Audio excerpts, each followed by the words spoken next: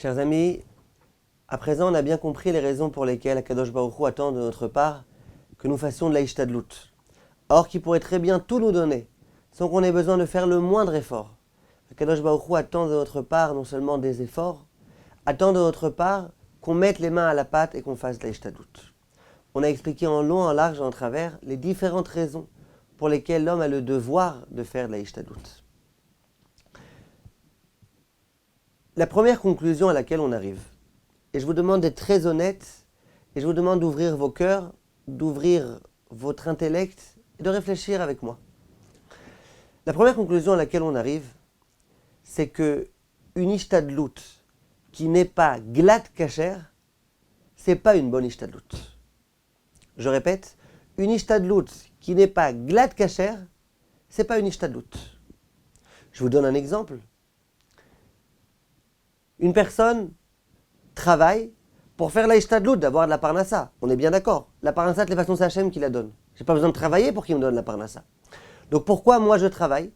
Je travaille pour qu'Hachem me donne la parnassa, pour faire Ishtadlut. Imaginez que je travaille dans quelque chose qui n'est pas très cachère. Imaginez que dans mon travail, je suis obligé pour travailler dans des situations de yichoud, seul avec une femme dans un bureau. Imagine que pour travailler, faire la Ishtadlut, quelquefois, je dois empiéter un peu sur Shabbat. Chas v'shalom.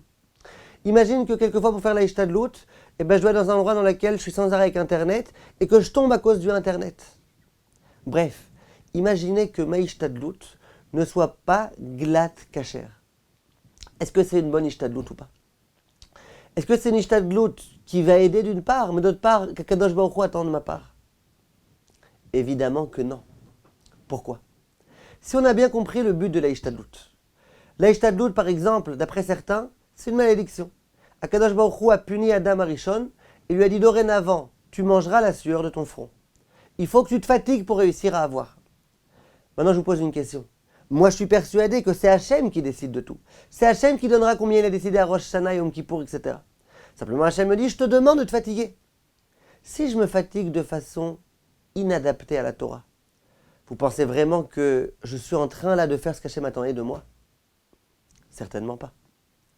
Si le but de la Ishtadlut, c'est de cacher le miracle, je sais qu'Hachem de toute façon il me donnera, mais je veux cacher le miracle. Tu caches le miracle de façon interdite.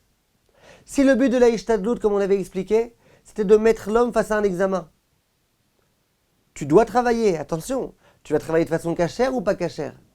Or là, a fortiori que si jamais je ne fais pas une Ishtadlut cachère, ça ne sert à rien. Ça veut dire que si moi je pensais que c'était moi qui amenais la parnassa à la maison, effectivement, c'est moi qui amène la parnassa, il faut que je me débrouille, tu sais, Shabbat c'est difficile, si je ne travaille pas Shabbat, je vais me faire renvoyer, blablabla. Mais si je suis conscient que non, ma mâche, non, c'est Hachem qui me donne tout ce qu'il me faut. Et ma Ishtadlut, c'est vraiment juste parce qu'Hachem m'a demandé. Moi, j'aurais aimé ne pas faire d'Ishtadlut. Je suis obligé de faire parce que c'est Hachem qui attend de moi. C'est Hachem qui attend de moi. Alors parlons-en. Alors faisons une Ishtadlut qui soit en adhésion avec ce qu'Hachem attend de moi. Simplement, nous, on s'embrouille. On dit, c'est vrai que Ishtadlut, qu'Hachem fait tout, mais... Eh bien, c'est lui qui est problématique. C'est là tout le problème. Tout le problème, c'est ce mais. Il n'y a pas de mais. Akadosh Baruch Hu fait tout. Et si je dois faire Ishtadlut, c'est comme si quelqu'un qui est un petit peu forcé, qui doit recevoir une punition. Pour recevoir ta punition, tu vas faire des choses interdites. Tu vas au moment de ta punition être insolent. Hachem t'a mis face à un examen, tu vas échouer à cet examen. C'est tellement dommage. Donc la première conclusion à laquelle on arrive, quand on comprend bien, mais pas simplement comprendre, quand on intègre bien que c'est Hachem qui fait tout, Hachem a besoin d'aucune aide de notre part, Hachem nous donne autant qu'il veut, il n'a aucun problème à nous donner quoi que ce soit. Et le but de la Ishtadlut, c'est uniquement pour faire un petit peu la marionnette, comme on l'a dit autrefois. Et bien dans ce cas-là, on comprend que toute Ishtadlut qui n'est pas glat kasher, ça vaut pas le coup. Une fille m'a demandé l'autre jour, elle me dit, regardez, je dois enseigner des cours particuliers pour ma parnassa à un jeune. Elle me dit, moi j'ai 18 ans, lui il a 17 ans. Moi je ne suis pas marié, lui il n'est pas marié. Vous pensez que je peux accepter, je ne peux pas accepter ? Je lui dis, dites-moi, vous pensez que c'est glat kasher ? Même si on résout tous les problèmes de yichoud, vous pensez que c'est glat kasher, une fille de 18 ans avec un garçon de 16 ans, vous pensez que c'est glat kasher ? Vous pensez vraiment que c'est kasher ? C'est pas kasher. Je n'ai pas dit que c'est complètement taref, mais en tous les cas c'est proche d'être taref. En tous les cas c'est pas glat kasher. Pourquoi tu fais la ishtadlout? Pour avoir de la parnassa? Parce que tu as besoin de parnassa? Mais la parnassa, c'est Hachem qui te la donne, c'est pas tes cours de mathématiques. Simplement, toi, tu dois faire un effort. Si ton effort est glad kasher, fais-le. S'il n'est pas glad kasher, c'est pas ce qu'Hachem attend de toi. Ça, faut que ce soit clair. Nous, on ne sait pas quel ishtadlout Hachem attend de nous. Alors on tente. On tente une ishtadlout. Si jamais c'est une ishtadlout qui est glad kasher, c'est peut-être que c'est celle-là que Kadosh Baruch Hu attendait de nous. Mais si elle n'est pas kasher, on peut être sûr et certain que c'est pas ça que Kadosh Baruch Hu attendait de nous. Maintenant, écoutez bien. Hachem me dit, je suis prêt à te donner ce que j'avais prévu pour toi à Rosh Hashanah et Kippour. Mais simplement, j'avais une condition, c'est que tu fasses ishtadlout. Imaginez que moi, je vienne voir Hachem et que je lui dis, écoute, j'ai fait ishtadlout. Pour l'instant, les seules ouvertures qui se sont présentées à moi, c'était ça dans lequel je travaillais Shabbat, ça dans lequel c'est garçon-fille, blablabla. Mais pour l'instant, c'est ce que j'ai eu. Pensez vraiment qu'Hachem va me dire, bon, je ne te donnerai pas ta parnassa. C'est pas possible. C'est Hachem qui me donne. Hachem m'a juste dit, pour te donner, je veux que tu fasses une ishtadlout. Si j'ai tenté, j'ai fait la ishtadlout de faire une ishtadlout et que j'ai pas trouvé quelque chose de kasher, et ben Hachem me donnera sans ça. C'est qu'Hachem ne voulait pas que je fasse ça. Mais une ishtadlout qui n'est pas kasher, ça ne vaut rien. C'est pas une ishtadlout, c'est une anti-ishtadlout.